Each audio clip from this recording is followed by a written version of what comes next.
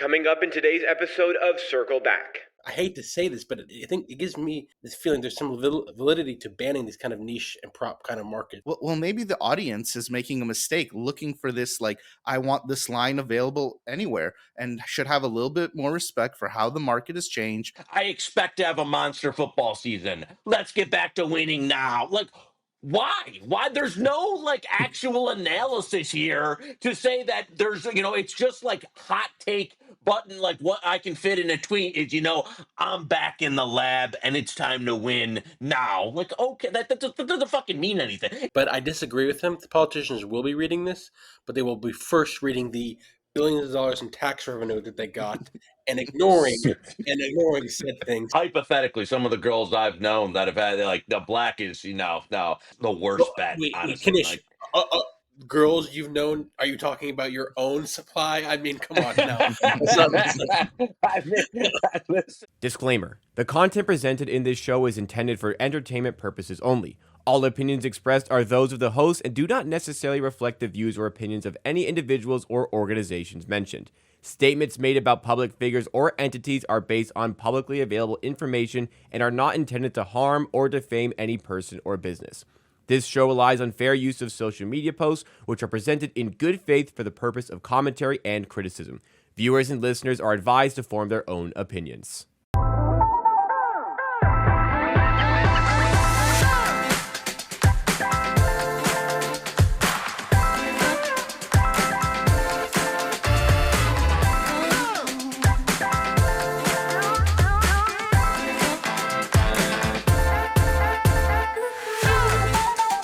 Circle Back here on the Circles Off channel. It's part of the Hammer Betting Network and presented by Kalshi. This is the show where we cover the latest and the greatest stories on gambling Twitter.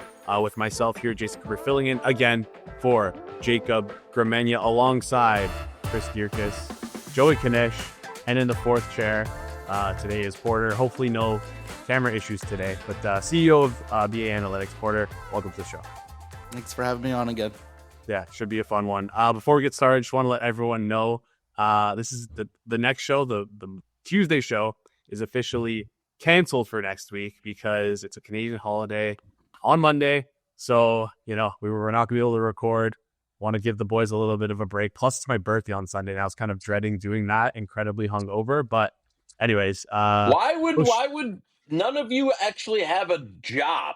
So why would the show be canceled? It's a content company where you produce content. And so there is no fake. It's like if the Super Bowl was going on, would we take the week off no, you would do the show. And it's not even on Monday. Like you then record the show on Tuesday. Why is Jacob in France for a month? I don't know. That one I don't know. It's Canadian work ethic. I know. This is why. It's why the Friday show has people that are still the Tuesday shows filled with people that are, Rob's like, I already hit my peak. I'm retiring. It's why the Friday should be called the capitalist show. All right. Well, listen. The show's been great. The Tuesday show and the Friday show have both been great in terms of viewership and viewer reception. Maybe bad for the algorithm to miss a day or two, but listen, as a company, I think we're willing to bet on ourselves to maintain that viewership. Speaking of betting on yourself, that takes us to the first topic of today. Guardians closer Emmanuel Clase was in the news this week as he was put on MLB or put on leave, non-disciplinary pay leave as part of MLB's sports betting investigation. This is kind of important to look at because this isn't the first Guardians reliever who was on leave. Right-hander Luis Ortiz also was investigated for sports betting. Ahan Rungta, I'm probably pronouncing your name wrong. I apologize, but he did like a little cut together a few clips of Class A throw with a 0-0 count, empty bases. Found 11 of them to be uncompetitive. Is this evidence? Probably not, but just felt we should bring that tweet up to contextualize things. And then the most interesting thing I found from this story was the pitcher profile thread.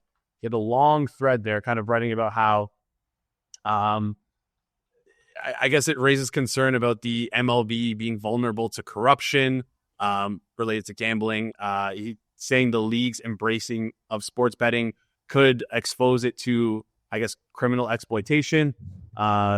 He's also suggesting, or they, excuse me, Pitcher Profile is also suggesting that current allegations might only be the beginning. There might be a wider integrity issue.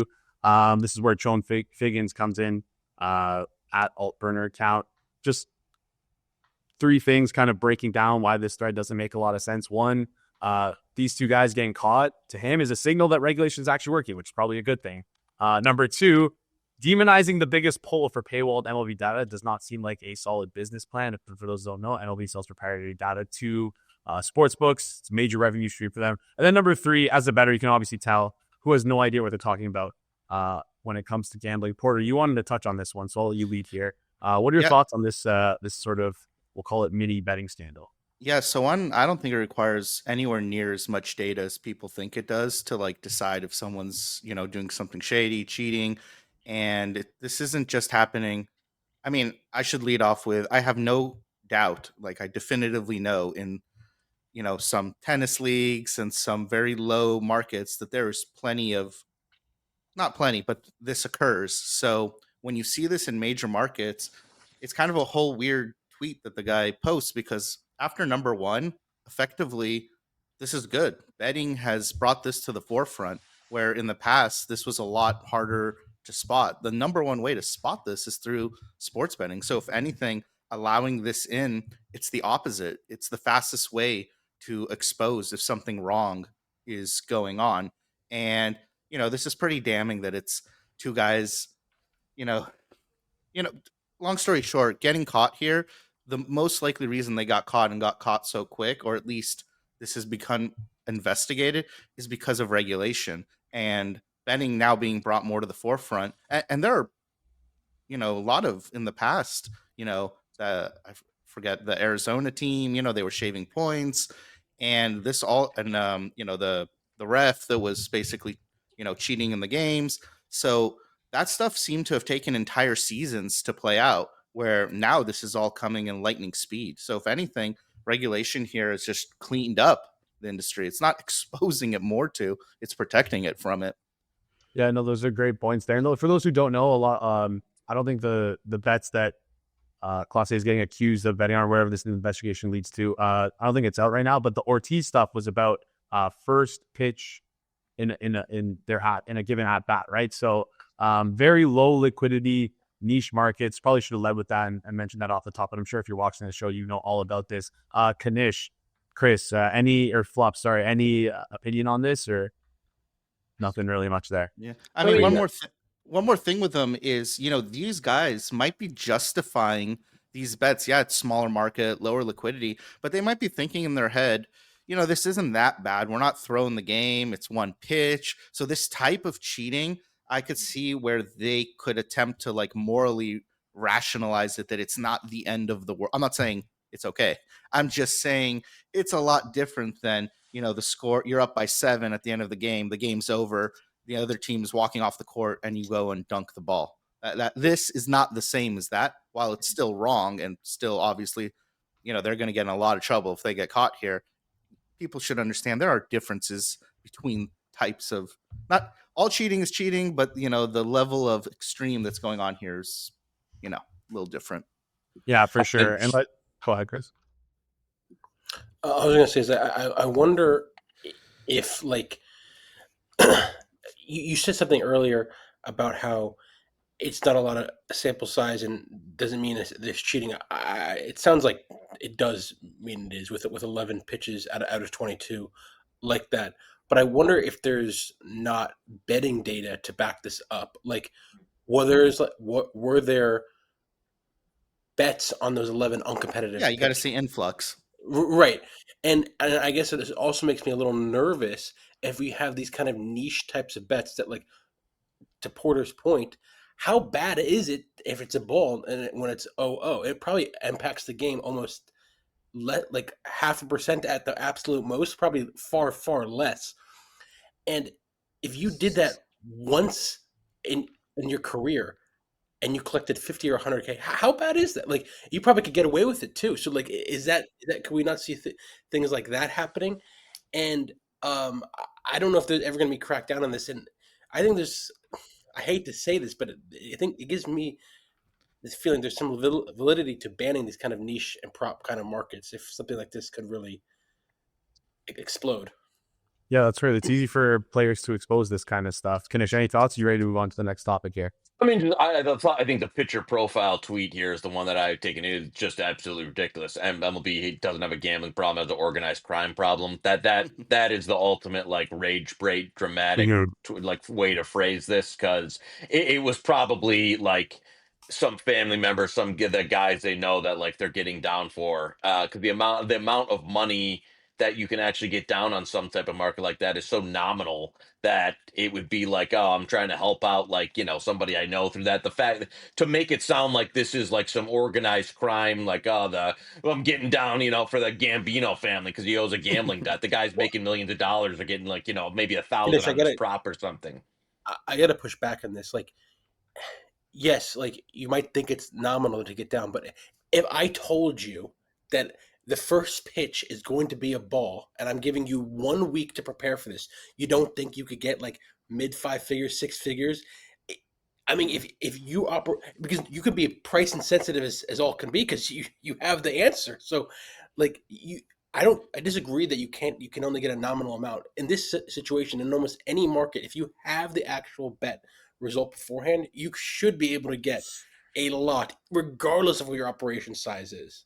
Even say it that, would you phrase that as an organized crime problem? Okay, that I kind of okay, fair enough. Fair enough. On top of that, I will throw in there the coordination for them to do this would be pretty tough. I mean, like these guys are relief pitchers; they're not starters, so we don't know when they're going to go in. Maybe who knows the situation they had set up with people who were betting this kind of stuff. Like we mentioned before, very niche market, very tough to get down, lower liquidity there. So yeah, want to hear the people's thoughts on this. That was the right story to lead with the show because I mean, listen, we're a betting show, and if we're not talking about some betting scandals that could possibly be happening, we're just doing a disservice to our audience. Let's move from one low liquidity niche market to another. I mean, our sponsor Kalshi has a ton of niche markets, some with low liquidity, some markets with incredibly high liquidity. But the market I chose for us today has to do with Hulk Hogan. Who will attend Hulk Hogan's funeral? Listen, just a reminder before we get into this, you can sign up to Kalshi at any point throughout the show. Just use the link down in the description. Helps us a great deal if you haven't used Kalshi before. It's a great sponsor for us to have. I mean, there's tons of people on this list who might attend the funeral. So a couple that I highlighted here were John Cena, Sylvester Stallone, Dwayne "The Rock" Johnson. Hey, maybe even Donald Trump. Porter, you wanted to touch on this a little bit. So you have any action on this or just general thoughts? Who's attending Hulk Hogan's funeral? I mean, when it's low liquidity, I think it's like the best time to take stabs when you don't have good information, because you're going to see a lot of volatility and you could treat it more like a trading market than necessarily like wait till it closes. And when there's a ton of liquidity, I find it to be harder to treat it like a trading market, because you're just not going to get the same volatility usually in the action. So I sprinkled a couple of yes spots. I don't think Donald Trump is going to show up to this. I mean, I think Hulk did speak at the RNC. I feel like the president should be busy, like just has important things to do, other things. Hulk did speak at the RNC. I don't think it's like that unreasonable to think that he shows up for one of like the rights like icons. It doesn't seem like unreasonable. John Cena seems like pretty good to me, but last time I made a bet and I felt something I get slapped in my face. So I'm going to recommend Don't Tell Me. I'm not betting it myself. This is more my own intellectual curiosity. It seems good. I mean, I like the concept here that I've noticed some people use Kalshi to write articles about. So they'll reference odds. Now, I don't like that when it's really low liquidity, because then you can effectively make your article literally say anything and it will you can make it match up. But in high liquidity markets, I really feel like these exchanges, especially since there's a couple of leaders in it, and when you add it all up, there's a lot of volume. I really see the future of investigative journalism, where maybe a little bit more serious markets than this one, but exchanges can be used and will now be written about and referenced to as a data set for why XYZ journalists think something's going to happen.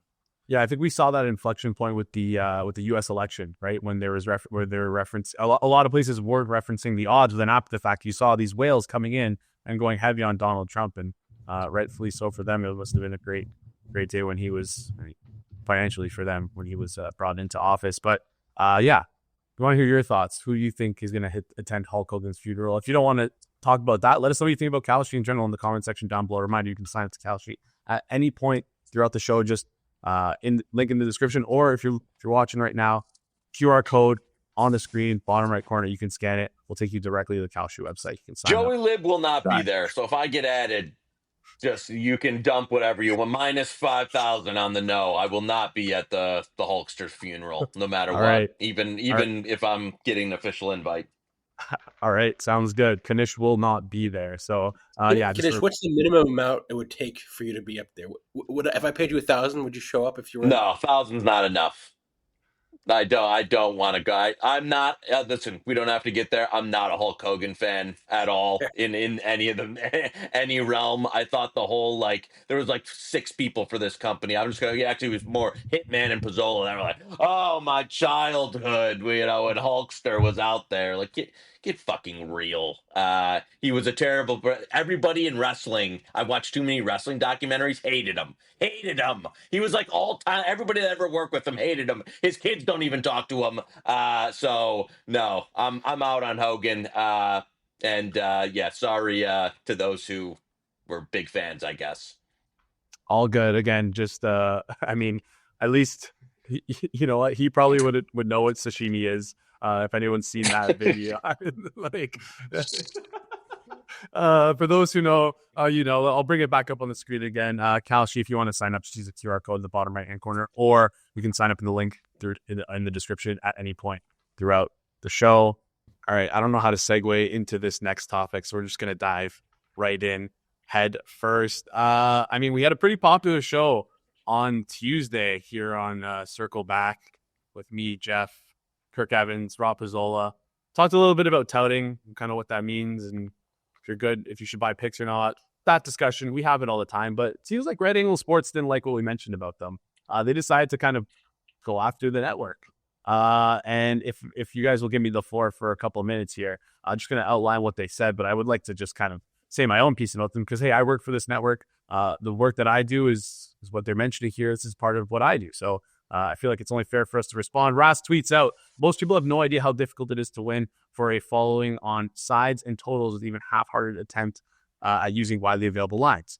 At Raw Pizzola and hashtag Circle Back Team have been quick to criticize others for bad losing runs, but their own attempts at beating sides and totals have failed miserably.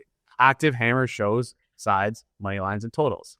I reference Hit the Books, which is down -2 units, Forward Progress down 34 units, Edgework down 23 units, Primetime down 9 units, saying 69 down 69 nice units flat as of July 30th.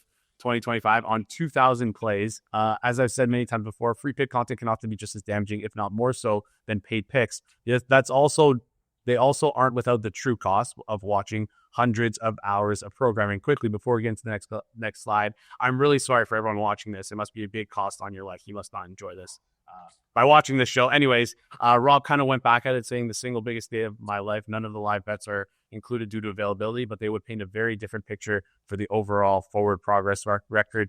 Ras says, just to be clear, I'm not suggesting Rob or any other Hammer host or guest doesn't win on their own. The whole point of my post is to emphasize how much more difficult it is to win for a public following, particularly with sides and totals using real lines. Well, it's interesting because they mentioned sides, totals, and spreads, but they kind of purposely omitted props. And I'm not really sure as to why they do that. We don't hide anything that we do on this channel or on this network. Excuse me. Here's the actual record from BetStamp, third-party verified, of all of our shows with props included. Now, why they would want to exclude props? Maybe because it makes us look, a little bit worse. One of those shows in particular, Primetime NFL, is our tracking page for our live watch long shows, which go live 15 minutes before game time. If you think that we're going to be beating market 15 minutes before game time, I'm sorry, you're crazy. Like, that's just a ridiculous thing to think that we're going to beat money line spreads and totals for the NFL 15 minutes before kick. Like, that's just, I don't know if they purposely omitted those for that reason only, or maybe they didn't know. But yeah, thought I'd share a little bit of context. And you know what? Maybe Raz is used to omitting props because on their own website, they had NFL and NBA picks dating back to 2022 and 2023. They were down 14 units on it. And this is mysteriously vanished from their website. So maybe this is their part of their MO where they like to omit props, and they're just applying that to us here as well. I mean, I feel like I said my piece there. Knish, Chris, Porter, which one do you guys want to start on this one? Knish, I mean, they talked about hit the books, so I guess I'll let you lead here. Well, I mean, looking at those records that he posted, the books looks all right. So, I don't mind maybe this overall look compared to some of the other shows. I don't, I don't understand. I know, like, I do understand why Ed does this from a business side of things, but there's no way in the argument of the masses when you're going of the but like a free content or just creative content as opposed to selling a service that's very pricey, is never ever ever going to be held to the same standard publicly, privately, whatever you want, whatever mold that you can get. And you can see this when you go to any of the comments on any of these tweets or any of the people that are getting involved in this. If you want, listen, you're going to take exponentially more criticism when you're running a paid service and selling picks and having people get down in this than you will. And that's just the way it is. And if you don't like it, if you can't take the heat in the kitchen, you don't have to do it. So again, it is what it is. I don't feel bad. It's part. If you want to ask me why, one of the reasons that I never went into it at any point is you're going to have to, on top of all the reasons that it's hard to do well, is you're going to get this. There's no more scorned person than a person who's purchasing picks when they're not winning. You're gonna get it's the ultimate worst customer service thing from anybody it's having to deal with than having to deal with people that are losing money paying for your pick. So you know what? I just think it's part of the deal now, and it's part of the reason that like for a lot of years RAS never had to worry about it because they was winning, winning, winning. Now you run into a few years where you've had some bad runs in different sports and the heat just turns up. So I don't know. I think this is just part of the game. I don't. I mean, maybe he took a shot at us because this network talks about it. Yeah, I mean, this is the classic winning solves everything. So when you're not winning and you're charging, you know, people get upset. It's pretty simple. And just because it's hard to win on sides and totals, I think what's happened here a little bit is the game has changed. And by the way, some of their sides and totals wins, they're like first half Manhattan, It's a little bit different than betting like is Duke, Duke going to cover the spread.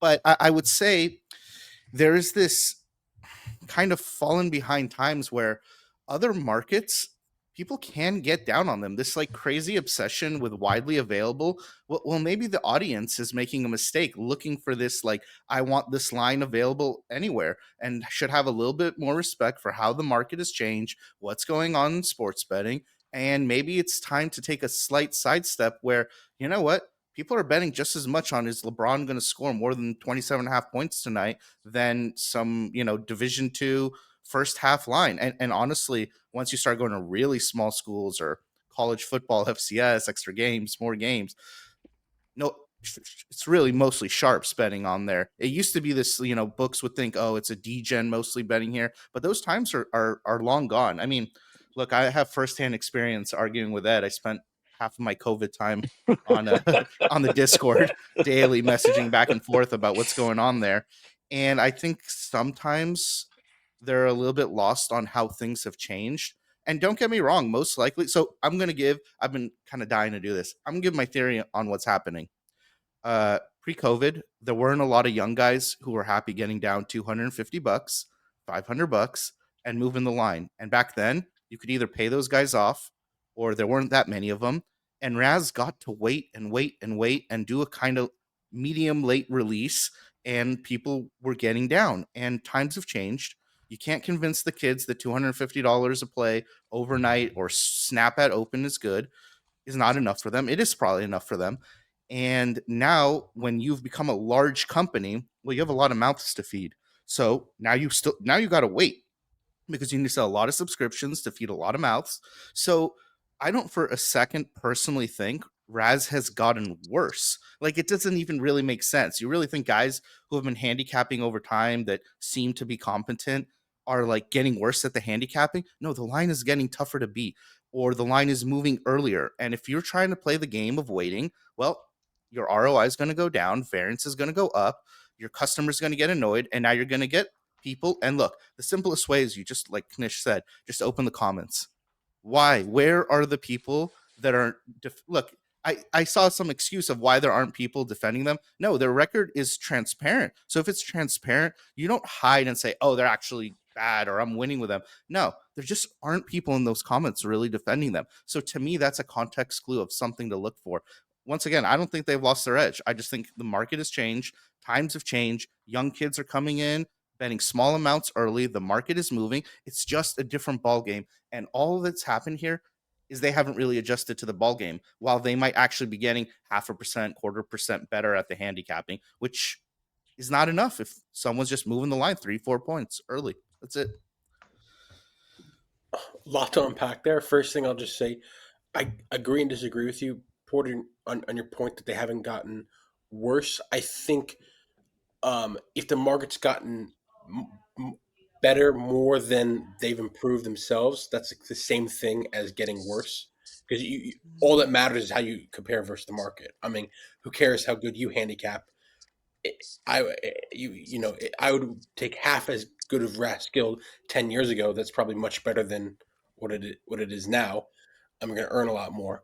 The second thing I'll say is, going back to the main point, I thought it was extremely disingenuous behavior for them to not include props when some of the props are included in their own like NFL records and whatnot. Like, I don't understand why they only did sides and totals, and they cherry picked certain data, especially considering Rob says almost every time he does a release, we are not winning on Sunday 15 minutes before game.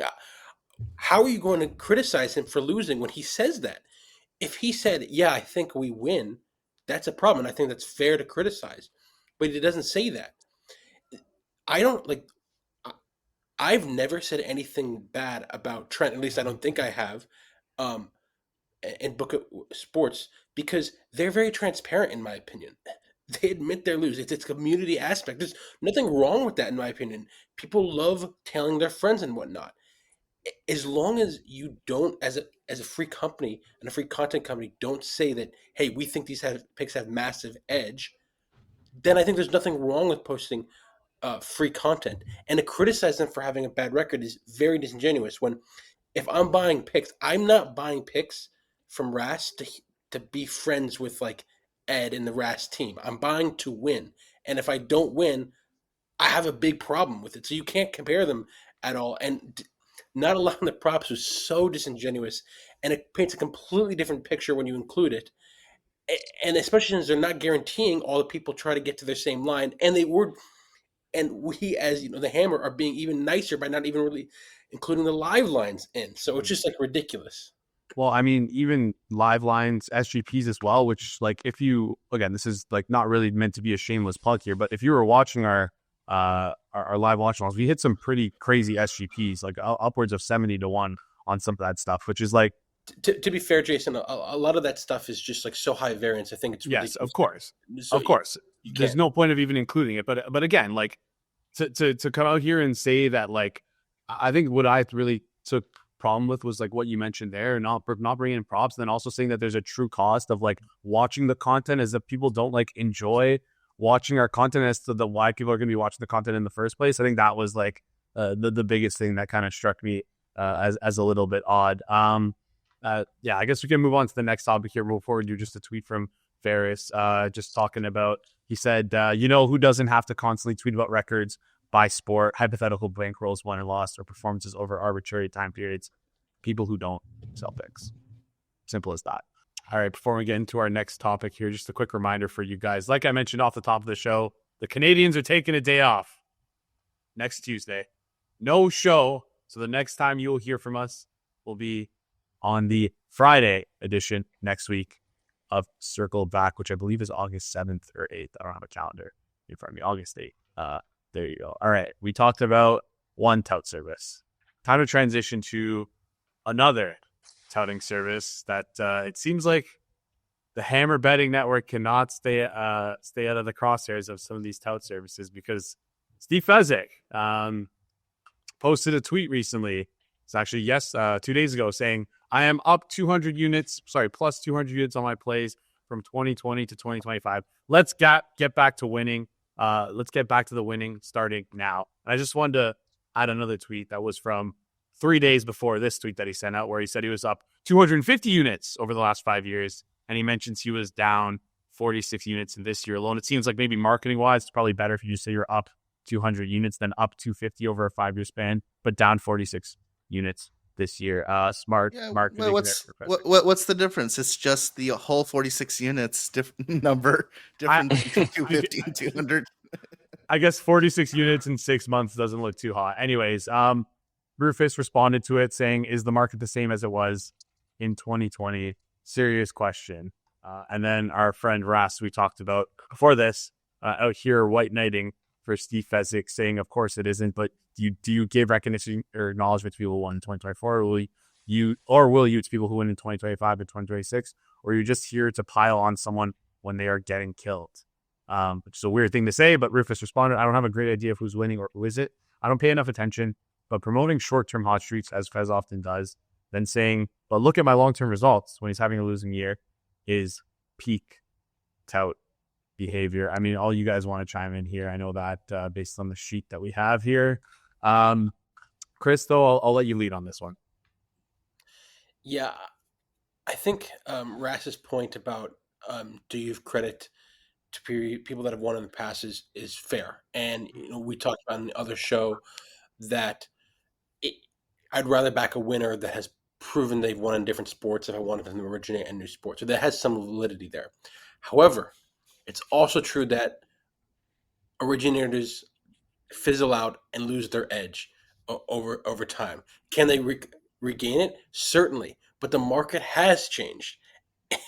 And honestly, I do not think Fez is even close to what he was 15, 20 years ago. Peanut likes to joke that he's a sharp guy that wins, but I don't think that's true anymore. And I think the results have kind of reflected that. I don't think he's going to have a big football year unless he just sends out plays that aren't available. Yeah, exactly. Yeah, fair enough. I mean, this is the problem with talking about units. One, first of all, in general, I would much prefer to see an ROI than a unit number, but forget that. The truth is, what's a unit? What if on some play you can get $12 and here's how it really works. The plays that are really good, really high ROI, you can get $15 on, and the plays that aren't very good, you can get a much larger figure. So you're always going to have like these very skewed stats. Talking about units when the tout knows that not all the units are the same size is just, a tout's best friend is segmentation. You just like box things, make them fit, whatever the narrative, whatever story you want to say. And, a lot of this is just tout lingo. Like, now we're going to start. Yeah, now we're going to start crushing, guys. Rally the troops. And, long story short, markets change, people change, but writing units is just kind of, in my opinion, scammy behavior. Same with win rate. If it's not clear to a beginner, like, my win rate is 56%, but I bet at minus 115, all these things really are irrelevant. That's why knowing the ROI, or I guess the EV of a play, is much more important. But the truth is, I'm still going to stick by this. Most clients that are buying services, not the pros that are buying it to maybe reverse engineer something good. Most clients, I don't believe they care about winning. It's about a community, and then it's about breaking even. So when you hang out with your friends, you stay somewhat neutral. You don't lose too much. You don't really win, but it's just about having a good time. Most people, they're literally either delusional themselves or they know. Most people actually, I've run into this so many times. People just want to have a good time, sweat a game, and not look stupid. So This tout stuff just alleviates responsibility from people, and touts have figured out how to write things a certain way to make people more comfortable in joining on the journey with them. And don't get me wrong, I still don't believe like a true casual has a better chance to win than even Fezzik, even though I also don't think he's sharp. There's just no way a guy picking out of a hat is sharper, in my opinion. But yeah, long story short, another thing, by the way, maybe if I sometimes hear he's kind of like an aggregator, getting other people's stuff, well, maybe the touts he's following have lost an edge, and he's not as good as figuring out who's kept their edge. So there's like a million components to this. I just want the audience to understand that the way stuff is recorded is really important, and showing things in this kind of mysterious, like, what's a unit? Some plays you could get 20, some plays you can get $1,000. And I promise you, the plays you can get bigger on, the edge is way smaller. Yeah, I guess I want to throw this question over to you, Knish. Rufus kind of brought this up. Is the market the same as it was in 2020? Just want to hear your thoughts on the market evolution. And I guess, listen, you've shared your thoughts on Fezzik. You can talk about it if you want to. But yeah, I just want to talk a little bit more, make this discussion about the market evolution, and if you believe that's a thing.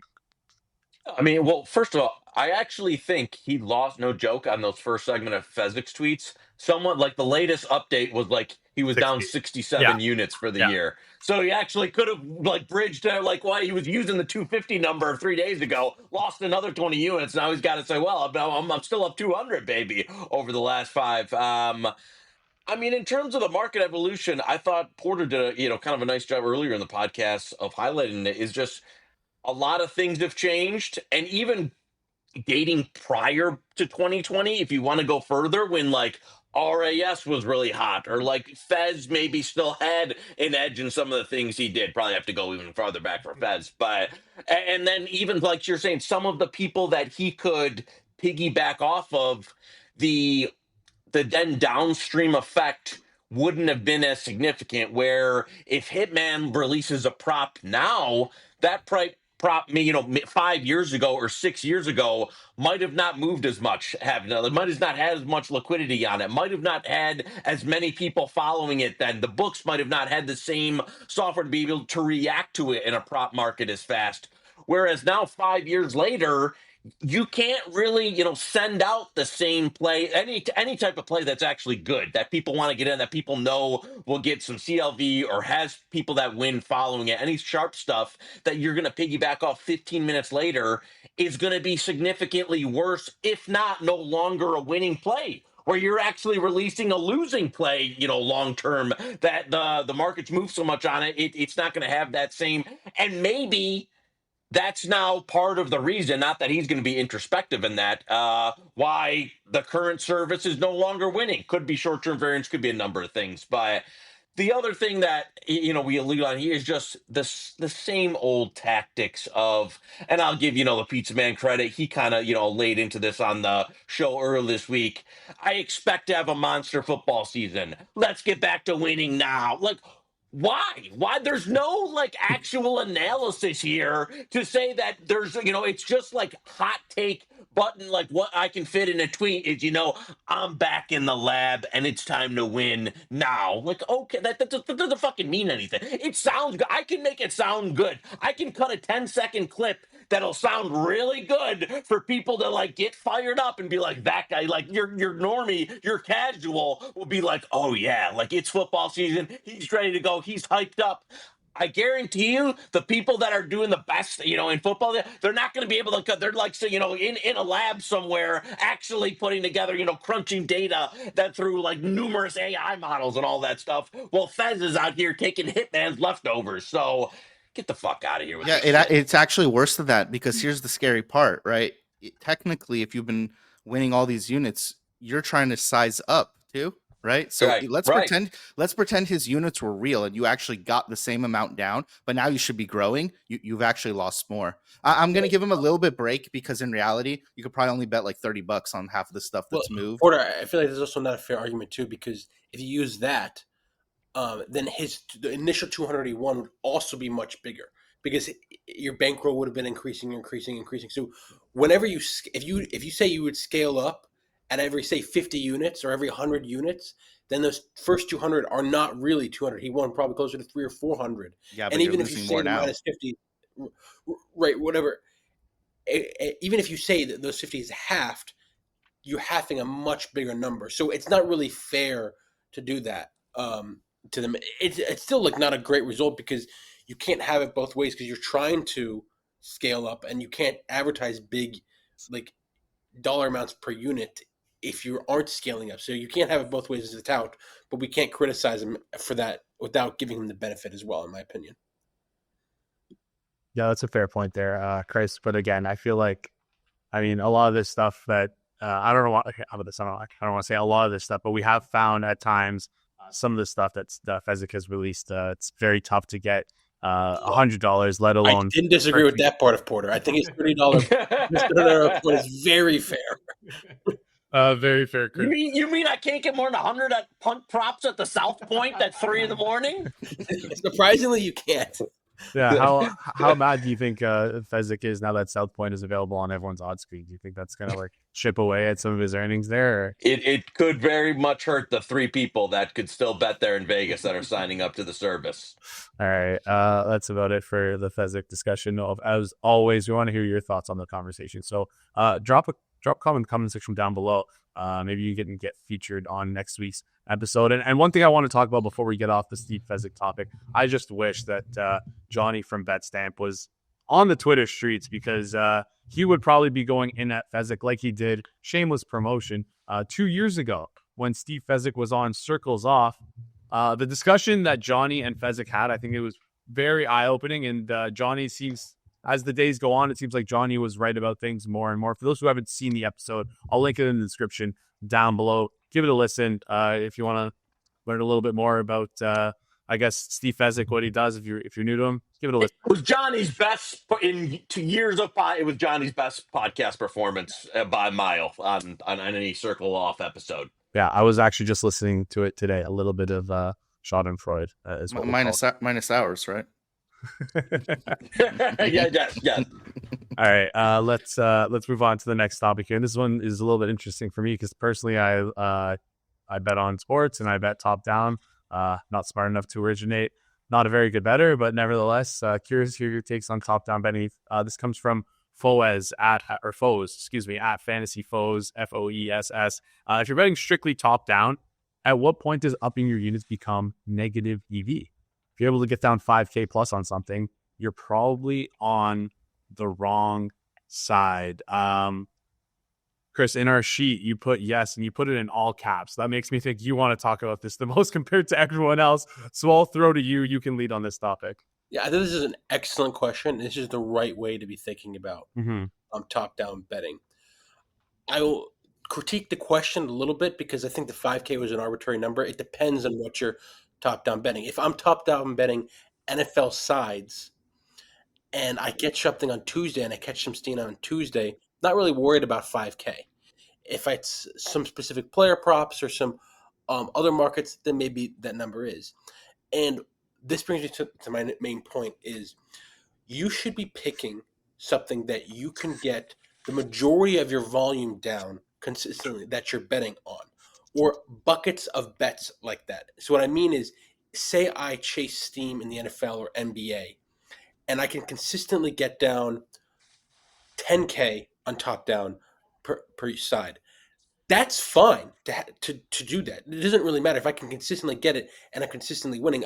Increasing from 10K to 12K to 15K is fine. And you'll run into a problem when you notice that, like, say you were comfortable with 50K, but you can only get 10K on the stuff, and then every couple bets you're able to get 50.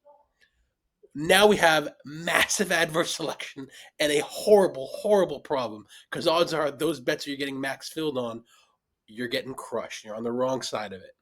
So if you can consistently get the same amount down on everything, you should be generally good if you're doing it right. And increasing that, you should just be wary that you can still get it across the board. If you can only get it on a couple of plays, that's when the alarm bells got away. And it's no real dollar amount because people have different setups. I probably can get down more than most other top-down bettors. Others can probably get down more than me. So it depends on what your setup is and what you're betting.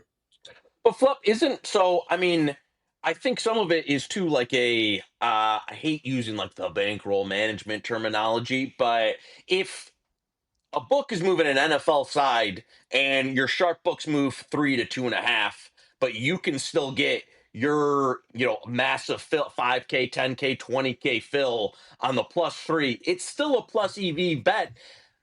The question becomes, if fantasy foes is normally betting 500, let's say getting 500 or $1,000 fills, but he can get $10,000 fills on the 3 to 2.5 move. It's just the edge is significantly smaller, where if he hits a bad run of variance and loses 6, 7, 8 NFL plays that were plus EV, that actually were plus EV plays, they were just smaller, smaller in terms of being plus EV, but larger in terms of the amount you were able to get down. And now, over the course of 6 months or a season or a year, he might be looking at, well, now I'm down 30K, I'm down 40K, even though all of my other stuff is winning. I guess it's more like, do you think people should not be taking that amount of risk on bets that are significantly higher than the other amount of fills you can get that are much higher ROI? So this is a question of more flat betting versus Kelly staking. Yeah, And yeah. earlier, what I said, I'm going to reiterate this point. You got to bucket your bets. And what I mean is, if you top down props, odds are you're going to get a lot more on top downing sides in major markets. So you might be comfortable with some certain unit size based on your bankroll for sides, or Kelly staking on on sides, and that might be much bigger than the props, but that's okay because you're comfortable with it based on your bankroll. Now, I wouldn't, if you're flat betting and you have the ability to top down props and top down sides, I think you're making a mistake here, because you're probably killing your earn. Because, like you said, if it moves from 3 to 2.5, you can get this, and you can still get the +3. That's a good bet. You should want to hit that. And if you're rolled to bet bigger, you should be betting bigger. So I would recommend more of a Kelly staking, and just be cognizant of your bankroll. I would be updating that as frequently as you can. Now, that could be annoying, and if you have a lot of plays out, it might be wishy-washy.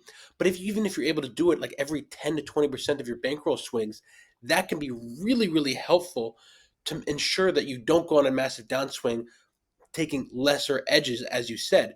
But if you have, like, say you have $1 million bankroll, and you can get consistently $3,000 down on props and $10,000 down on 3% side edges, there's no reason why you shouldn't be not betting the full 10,000. You're completely rolled for that. So you just got to be. I would strongly recommend using Kelly staking, and if you're able to scale like this, and not flat betting.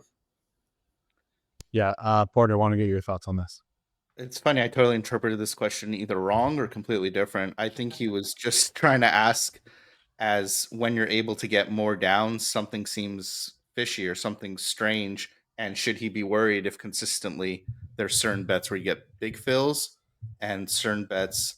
I assume the same market, by the way. I didn't think like props and sides. I thought he meant in general. So my comment to this was effectively, when you're able to strangely get down more on a similar market, spidey sense should be tingling here.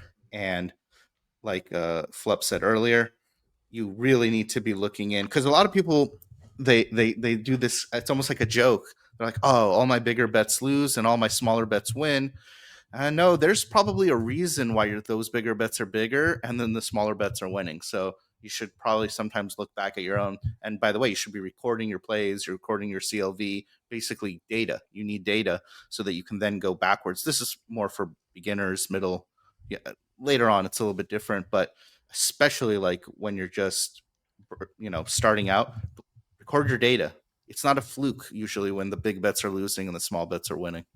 Yeah, that makes perfect sense here. I'm curious to hear Foe's thoughts on what you guys just said here. Who interpreted the question right? Because we get two different interpretations. But here's the thing. Here's the best part. Both great answers from the both of you guys. Let's move on to the next topic before we do. What's up, everyone? Jacob Gramenia here from Circle Back. If you're watching and enjoying the show, if you've ever laughed, learned something, or watched me lose my mind over the Raptors offseason, hit the like button, subscribe to the channel, and send this video to someone who bets. Seriously, it takes just 5 seconds and it helps us grow a lot more than you think. We don't have a marketing team, just me, a few hosts, and a dream. So help us out, click the button, support the grind, and yes, the knee brace is holding up fine. Thanks for asking. All right, got a couple more topics before we close out the show today. This one coming in, this is Adam Chernoff. Some of you may know him from GRP's tracking. I'm sure there's other things that you've seen him on, but for those of you who have yet to listen to the details of the Friday update, this is from Adam Chernoff himself. My daily podcast and preview will be put on pause this season. My email newsletter has been activated again at adamchernoff.com for those wishing to follow in case of any updates during the NFL season. I will say I have listened to Chernoff's pregame or pre-week NFL stuff, and just the way that he analyzes and breakdowns. I like to listen to a lot of stuff when it comes to the NFL season. I just think he does a good job just talking about the NFL. So I did enjoy his work. So I was a little sad to see the daily podcast is no more. But then, as I mentioned earlier, GRP chimes in, says Adam Chernoff news ? What is this that I'm hearing? Adam is done with making his picks public. Does anyone have any details? George, hopefully you're listening to this now, and we're going to update you with the details. But yeah, there's no more details. He's not releasing a daily podcast anymore. I don't know if he's going to be on VSiN still, but you guys have any thoughts on this? Porter, I think you wrote down. One, I just want to double down this. You think George really thinks that it's because of his recording? Absolutely. Well, is it real? Is it real? That's real. Yeah. I think George 100% thinks that. Yes. As someone who has been lucky enough to meet George in person, great guy. It's for sure. He knows it's him. He doesn't think it's him. He knows it's him. That's very powerful stuff. Yeah. I think Chernoff and I have chirped a little bit in the past, even though he barely probably knows who I am. I'm just gonna. I jumped on this before in the past, and this is a long time ago. He wrote like a 20-page essay about his career, and he wrote it in a positive manner. And I feel like in any serious industry, if someone wrote that they had 15 jobs over the course of 6-7 years, at some point you need to like reflect inwards. And by the way, a lot of these places failed. Sometimes maybe you got to reflect inwards on. I'm not saying it was all him, but there was a joke that when he joined Raz, I'll never forget. Everyone's like, wonder how long this job will last. And, I actually think some of Raz's problems were, they hired Chernoff, I believe, for his audience. And, that type of less professional audience kind of brought problems to Raz. Now, I'm not saying that's why they got rid of him, but I don't believe he was handicapping for Raz or doing much of that. And look, once again, effectively, he's jumped ship into something new. And this is just, a lot of this has to do with story. Follow the story. Try to make the story make sense when you're listening to someone. And don't get me wrong, I've listened to his breakdowns before too. It sounds really good. But time and time again, I'm making an assumption here. Raz didn't hire him for handicapping. I could be wrong. But people in the audience listen to him. The material sounds good, and yet the results are not the same. By the way, he has a history. I forget, SBR Forum, I think it was, where it was like some shady stuff where anyone that's in this industry, this is survivorship bias, will have a great year. There's not that many NFL players. You're not talking about thousands of plays. You're talking about half a dozen a week. You're not talking about thousands of plays. So you will have seasons where you do great. You'll pick up followers. You'll get bigger. And then you'll have seasons where you do poorly and you'll shrink. But my God, how is it possible to interpret that someone has had 10, 12, I don't know the real number, but I know it's a large number, over X amount of time in this space and still take this, he has a big name, like he's well respected and he sounds really good. But, there are other people that have this same kind of skill set. It just depends how you are as a communicator to your demographic. Vegas Dave, one of the biggest scammers, but he was excellent at communicating to a certain demographic to get followers. And each person, there are people that climb to the top of the ladder. In my opinion, Chernoff is one of those. He's very skilled for a certain demographic and how he speaks, but this stuff over the long run has not shown to be a winner. Anyway, forget all that stuff. A dozen jobs in like 10 years is not a yes, I'm Superman. That's just not the way you interpret that.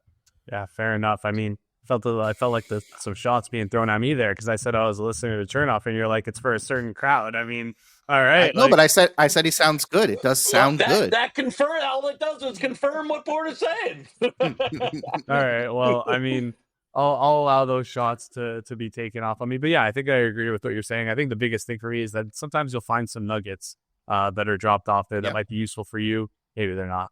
They have been for me. But Knish, Fla, any thoughts here? Are you ready to move on to the next? The only thing I'll say is, again, he does a very nice job, broadcasting his stuff, kind of putting the production out there. I think I remember when it was discussed when he left RAS on the other show, there was some issues about the way he didn't like how that was portrayed. And I think, when you leave, you have a bigger public position like this, and then there's an exit and not really any update or discussion, or it leads to people then making assumptions around, why did it end at RAS? And then also, with this, I'm putting things on pause.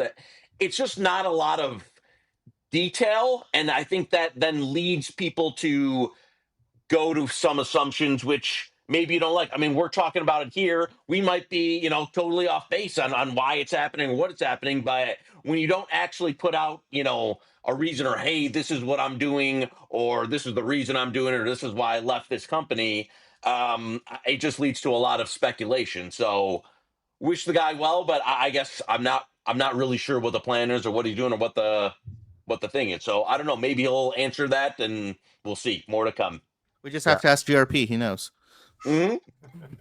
I was going to say, I can't wait for the GRP tracking. Well, I don't know. GRP will have to do his own tracking this year once the GRP package is live. Yeah, I'm just curious who's next for him. I know he said Kelly in Vegas, but maybe he has a couple other people in the pipeline. Let's move over to the next topic we have here, which is, I have it listed as real gambling research. Isaac at Round Robin 42, who's made his rounds, no pun intended, on this show, has said he's incredibly excited to be working with Arnold Ventures. And for those who don't know, Arnold Ventures is a philanthropy company, just trying to help out the American people.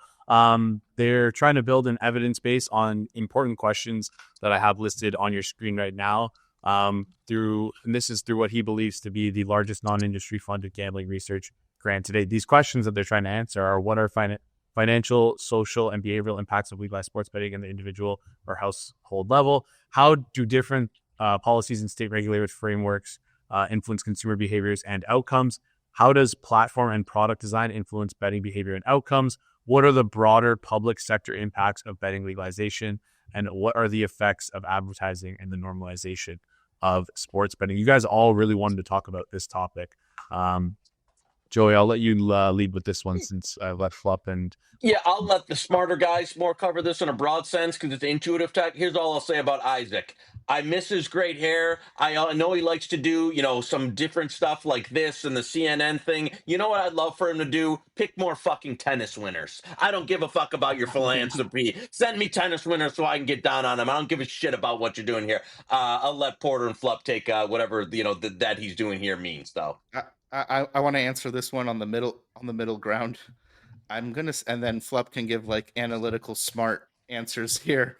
I'm just gonna say, thank God the politicians don't read this stuff, because my guess is, if this is done correctly, I don't think a lot of positive things are going to be said about sports betting. So good for him that he's doing smart stuff like this. Good for us that most politicians won't be reading this. I can't see how positive words are said from these 5 questions. All right. I'm going to echo what Porter just said. Of course, nothing positive is going to come from this, but I disagree with him. The politicians will be reading this, but they will be first reading the billions of dollars in tax revenue that they got and ignoring said things. So while I think this is good, and it's great that Isaac's helping out industry. I think he does a lot of good in a lot of things that he does like this. It's really, unfortunately, not going to matter because sports betting brings in, as I said, billions in revenue, and that's what moves politicians, and that's what moves the industry. You need to be so negative for society, like opioids, which we have a chance to do in sports betting. Maybe Isaac finds that's what's going to happen, but until it gets to that point, we're good. We're not going back to the pre-legalization days. They're not passing all these billions in revenue. Yeah, I think those are all fair points here. It's good to see that we're getting some like actual research done though, instead of like the fraud. I don't want to call it fraudulent research, but like the research that's backed by like these massive companies where anything that's negative that comes out about them, they'll just swipe under the rug. So yeah, it's important to get that research just long term, at least over the next 20, 50, 100 years. Just good to have that research. I want to hear your thoughts though in the comment section down below. Let us know if you think that this venture that Isaac is on, where he's trying to help out, if you think it's good for the industry, bad for the industry, if you think this stuff is important, or you don't really care and you just want more tennis winners like Knish. Because guess what? Your comments are always read, and sometimes next week we might bring them up on the show like we're about to right now. And this one hits close to home for me. This first comment. This is coming from B Gold Grab. He says, or they say, I've never eaten sushi in my life, and I still know what sashimi is. You guys, Knish, Flup, you guys gaslit me for a second there. But thankfully, I messaged in the group after the show saying, hey, have you guys heard of what sashimi is? And Porter responds, yeah, of course I know what sashimi is. So, I mean, this, people laugh when you live in like I'm going to talk about some West Coast and East Coast elitism right here.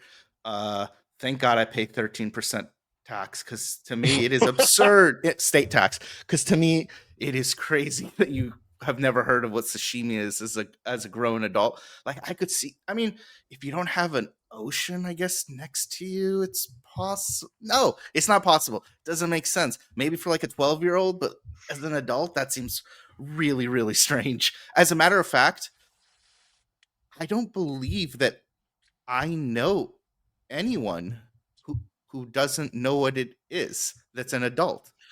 Oh my God, this is fucking ridiculous here.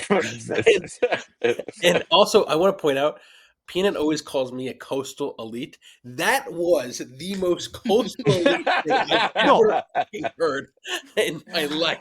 Okay, so please put the tension on Porter, not myself. I'm a Midwestern man. I'm a down to earth guy, salt to the earth guy like Joey Knish. We don't know what it is. We don't get the privilege of eating this fancy food. So it's some bullshit that I'm hearing right now. Let me tell you something.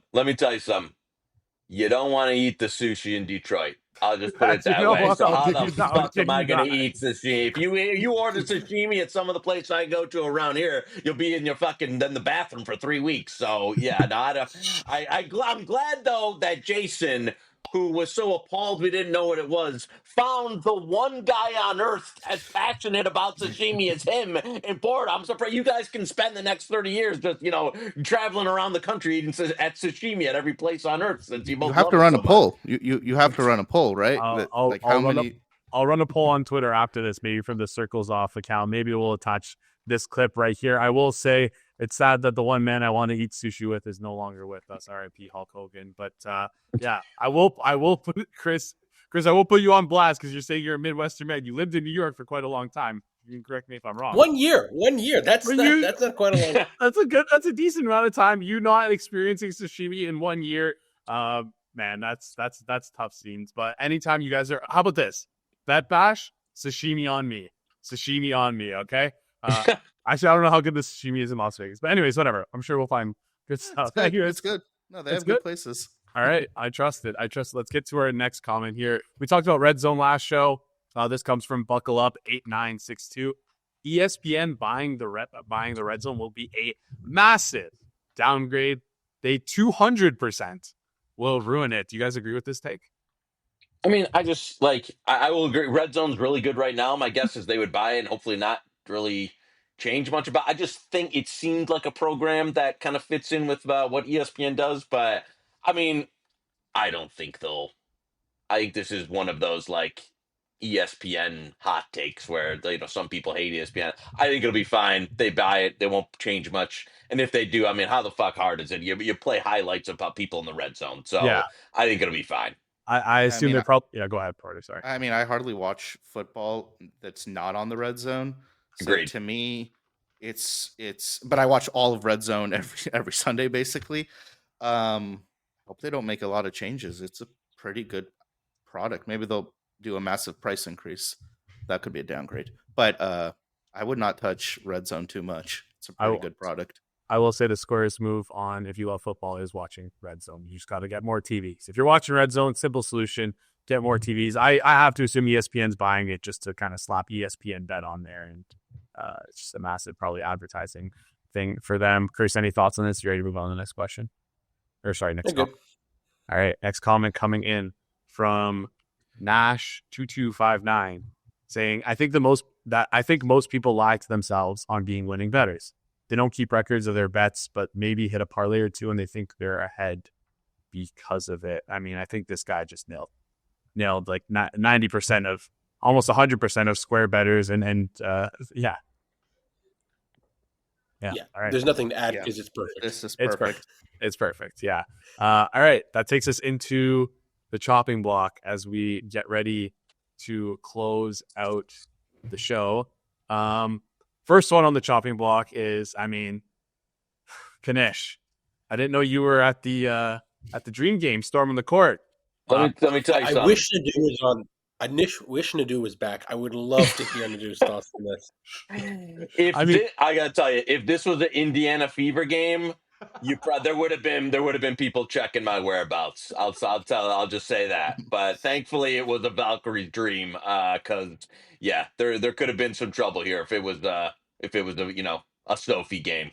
Yeah, I got to contextualize for those who aren't watching on YouTube or watching through Spotify, which you can do now. What we're talking about right now is a dildo was thrown on the WNBA court at Midnight Mitch, tweeting dildo thrown on the WNBA court, all caps. We are so back.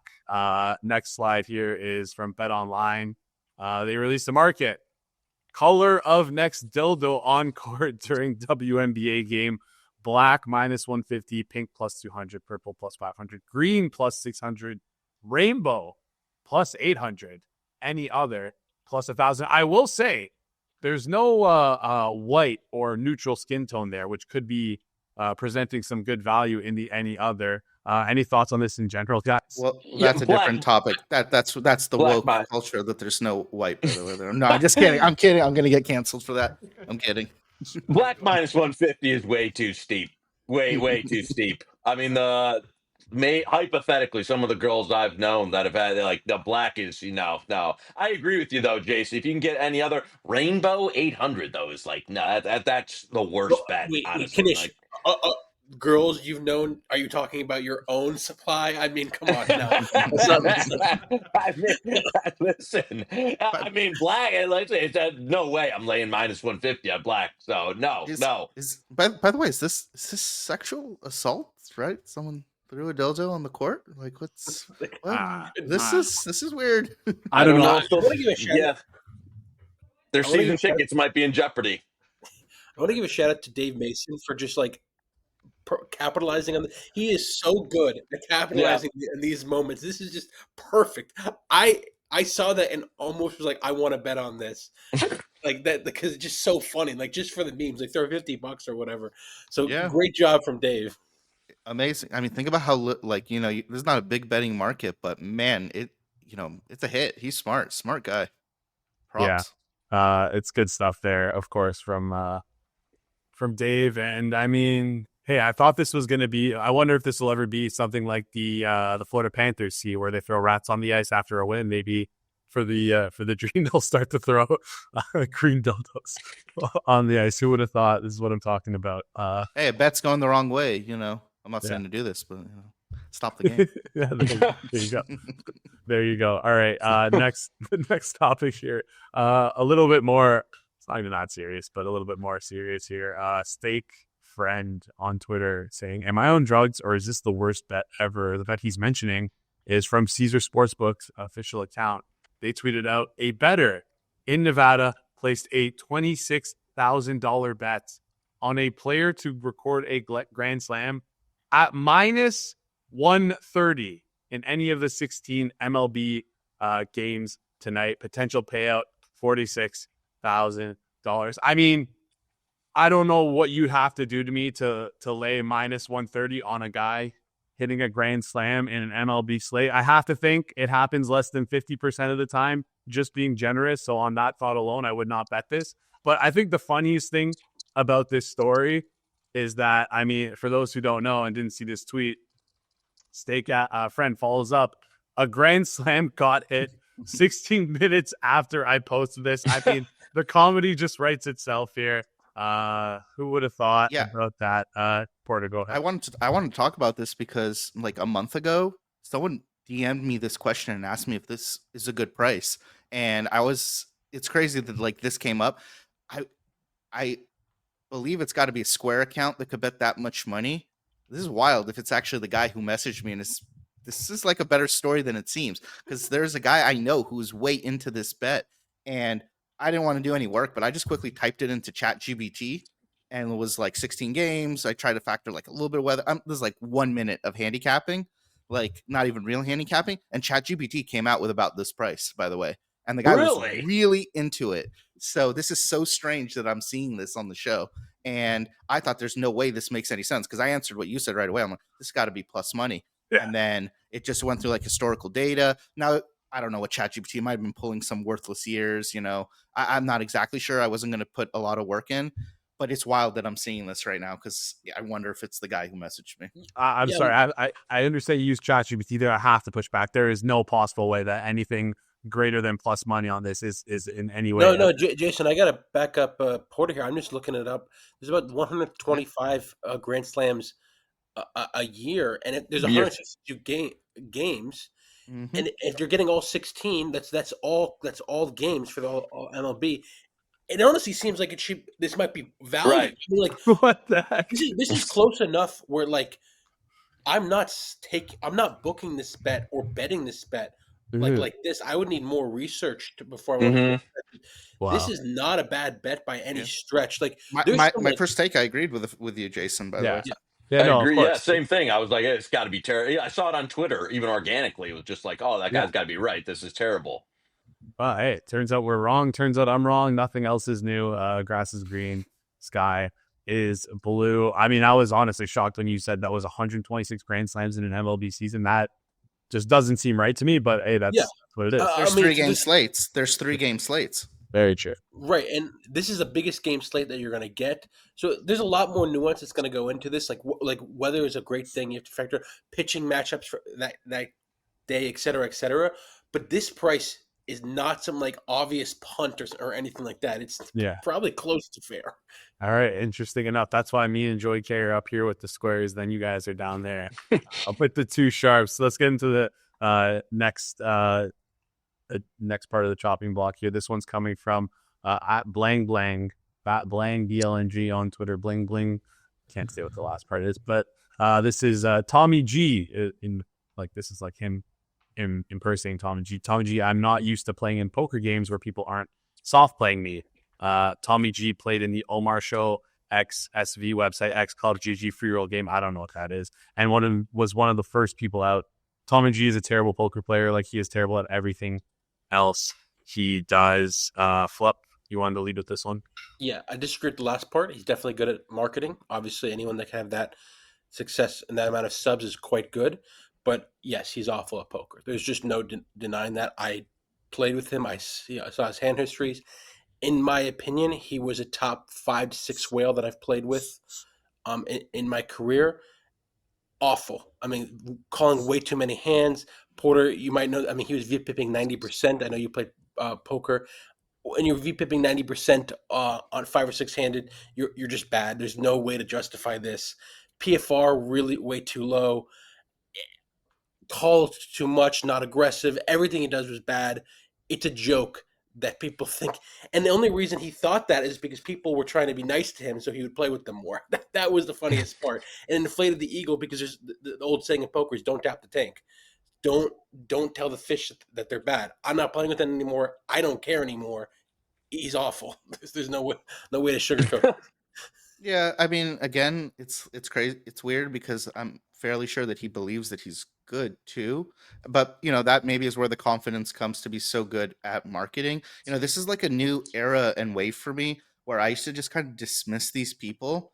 But really, this has been a spot where I've learned the most over the last year, where I've come to accept that you can be not good at XYZ, but have a certain skill that carries over and is attractive to a lot of people. And this is kind of introspective of something for me personally, where I've grown the most this year in trying to understand other people's desires, which I think is really important in this industry. So, first thing Flup said about the marketing, just something to think about. It's more impactful in life than someone can be just really bad at a bunch of stuff and there's something valuable out of them. I know that was not the intention of this tweet. We were supposed to go a different angle, but for me personally, this kind of hits home where I was very unaccepting of this type of skill and thought process before. So I know I went a little bit the wrong direction with this one, but I just wanted to point it out because it kind of hit home. Yeah, no, fair enough. And yeah, let's close up the show with our last topic here.